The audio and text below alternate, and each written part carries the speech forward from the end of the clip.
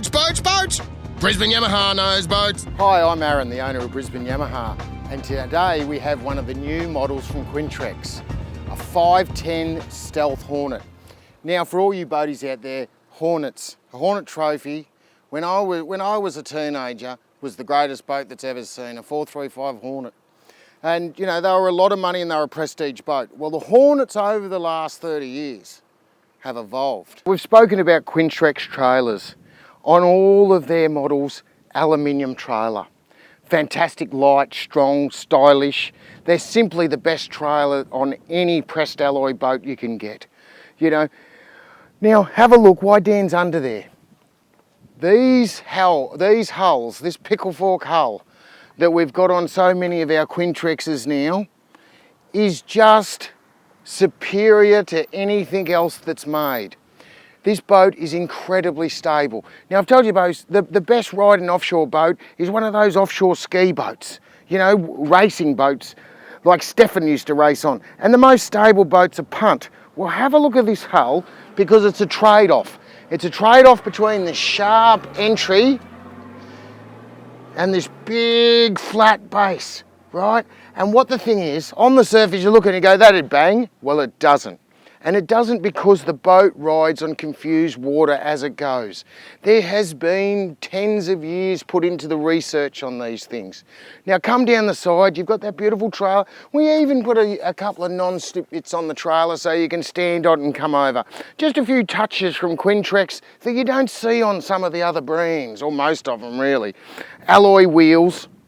Now we've put this, it's a 510, and we've put a 115 Yamaha, and mainly because 115 Yamahas are just a fantastic motor. Incredibly torquey, incredibly fast, and measly on fuel. You know, they set records right across. There's nothing like it. Now, Dan will put up the specs on a 115. We've had them before. You know, a wonderful, wonderful, reliable motor. Now, hydraulic steering on it, probably optional whether you'd want to do that or not. I probably would have a boat of this calibre. More non-stick. This has got, look at the size of this hummingbird put on it. A monster. Because a boat of this calibre, you're really going to be chasing fish and looking, and you need to see. And this is the best of the best with the Minn Kota. And we'll have a look inside in a minute. But then I want you to look at the outside of it. Very high. Now, the sides, when you're in it, easy to reach down and grab a fish. But it's not just an impoundment boat. You know, and that's the thing. So you could go and buy a Skeeter, you could go and buy some of these fiberglass bass boats that come from America, and not a bad thing. And they've got lots of compartments, and I'll show you the storage in this. But if you got out into some of our estuaries and some of our offshore, that's where they really find lacking. And that's where this comes into its own. Now let's have a quick look inside. Here we are on the 510 Stealth Hornet, and you'll find that on page 37. And Dan will freeze frame onto that, and you'll see the standard options on this thing and some of the options you can do. You know, you can put a dual control on them. Now stand back here, even little things that I want to talk about. It's things like these flat cleats so that your fishing rods don't get hit on into anything. You know, stand over here, you've got compartments everywhere, and all these bass boats do. You know, because my son's a keen fisherman. He's got more tackle boxes, more than my wife's got shoe boxes. Have a look in there. Now this is interesting. This is the main battery. You've got a fuel filter there, water separating filter with the clear bowl so we can see. You've got a primer which you'll never use, pump it up. And then over here, isolation switch, right? So we always just turn our boats off. All Brisbane Yamaha boats have an isolation switch. This is Quintrexes, all of this level, come with an auto bilge. 3 people up across the back, put those little stands down. And now we're sitting down, and I tell you, we're in full tournament mode because this boat would hammer. It'd do over 80. Lots of rod storage. So there's lots of storage there, 3 comfy spots across the back, this massive dash. There's even a glove box down here. Show that, where, you know, every painted Quintrex comes with a paint kit. And this, you know, and washing kit, some spare paint in case you scratch it, lock it away. I'd put my Minn Kota handle, my charger. This has got Yamaha land gauges, which allow you to have the idle up and idle down feature, just to allow you to trawl incredibly slow if you're after flathead or barra. Now, have a look at just some of the standard stuff. Look at that. Live fish well. Catch a fish, upgrade, put it back, go to a tournament. And miles of storage. You know, for all those tackle boxes. I'm not even sure my son could fill this. You know, he'd probably give it a good go though. And up here, you know, you can put your anchor, another poly moulded, or there's that cleaning stuff I spoke that comes with all painted Quintrex. Just a little touch. Nav lights up there, all flat. So up here, whether you're flicking lures for barra, whether you're out there on the flats, whether you're throwing nets, or, you know, hey, my wife would come up here, she'd drink a couple of Chardonnays and lay here and make it into a sun deck, I reckon. You know, have a look. Lots of room. It's all fitted off. 85 litre tank. What are some of the things? Got bow mount, that's easy because Minn Kota, you're just going to have a Minn Kota on a boat like this. Let's show them where we put the Minn Kotas and how that all works, Dan. Now, have a look in there. We've got a compartment. We've got 2 deep cycle batteries. Okay, this is just standard Yamaha fit out. You know, not special. Special compared to everyone else, but not special for us. They're in there. They're not going to move around, properly mounted. And then we put one of the Minn Kota looms in. You know, because what it's got the breakaway. You know, in case it trips or to turn it off. You turn that off, it doesn't matter. If someone's in the boat and they're playing around with your control, it's not going to matter. And then up here, that's just normal. Then we put an Anderson plug up here. It comes across. We join it all up, undo that Anderson plug, charge your batteries, plug it in, off you go. Simple as that. And it's all neat and tidy the way we do it. But let's take it out into the bay and show you what it does in a bit of salt water.